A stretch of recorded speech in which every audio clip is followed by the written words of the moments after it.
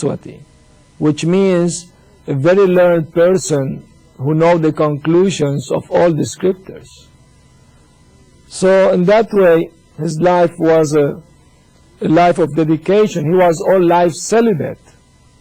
He never had any sexual activity at all his life. And he was a very religious and moral person in the absolute sense. So we would like to read some conversation he had some time ago with a professor from this book. This professor, Sothers, he was speaking with him and asking different questions. So I will read Professor Sothers' question and then his answer. Professor Sothers, the Gita has, what does the Vaishnava philosophy do? The Gita is not separate from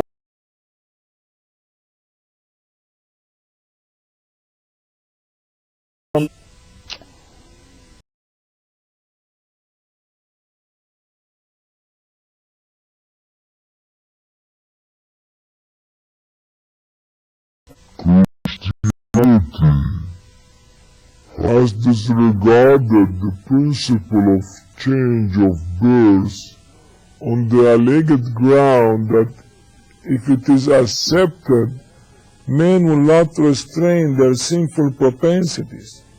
Rather, they will indulge in vices at their sweet will in their present life, on the expectation that they will be able to make good their sins, guilts, and wrongdoing of this life in the course of the following ones. But the Srimad Bhagavatam has crowned the principle with its true significance. By means of a much fuller scientific and philosophical meaning, by giving the instruction about the urgent necessity for ardently taking up and cultivating devotion to God, even while the human life, not easily available in afterlives, is at our disposal, without spending a single moment thereof in other useless pursuits. If we do not accept the doctrine of transmigration of the soul and adopt the instruction of the Srimad Bhagavatam, we shall not be able to get over the all-devouring disaster of regarding matter as the sole object of our concern, which has kept its mouth wide open.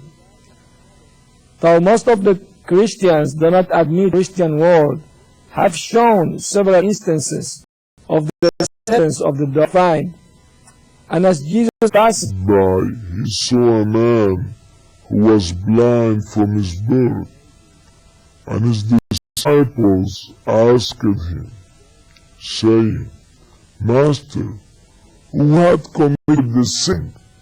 St. John 9:1-2. It is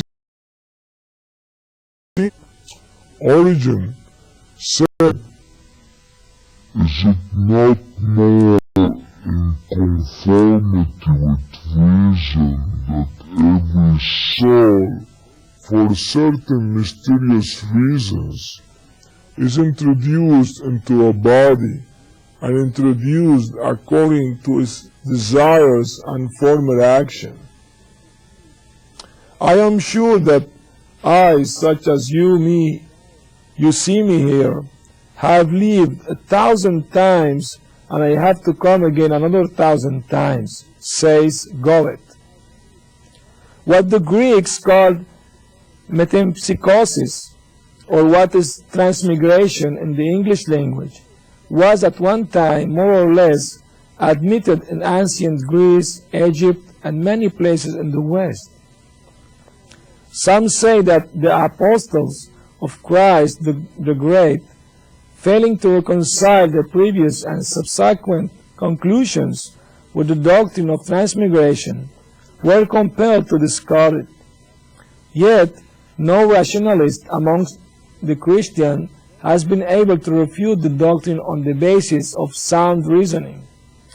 On the other hand, most of them have had to admit it